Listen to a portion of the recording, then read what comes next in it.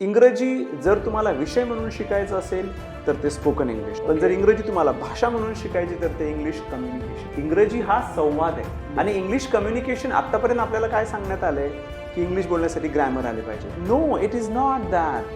English is not about grammar, it is about time, it is about pronunciation, it's about social expression. Sir simple example आहे, मी तुम्हाला म्हणेन how are you sir आणि तुम्ही मला म्हणलात okay, मी नंतरचं वाक्य बोलणार आहे का तुम्हाला? तर मी तुम्हाला म्हणलं हाऊ आर यू, तुम्हाला I am great Santosh, how are you sir, I am wonderful, how sir. तर हे सोशल एक्सप्रेशन्स कळणं गरजेचं आहे. मला तुम्हाला किती नियम माहिती त्याच्याशी माझ्या बोलण्याचा काय संबंध आहे? मी म्हणेल सर हाऊ इज लाईफ, तुम्हाला म्हणाल sir life is great, that's it. किंवा मी तुम्हाला म्हणेल हाऊ डू यू डू, मग तुम्ही म्हणाल हाऊ आर यू, ते चुकीचं आहे.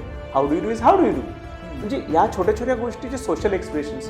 आणि आतापर्यंत इंग्रजी आपण व्याकरणात शिकतो. No, English is not about grammar, it is about time. मी तुम्हाला विचारेल may I know about you tomorrow, तुम्हाला sir tomorrow I will come and I will meet you. म्हणजे मला किती इंग्लिश माहिती आणि मला किती बोलता येते, या दोन गोष्टी वेगळ्या.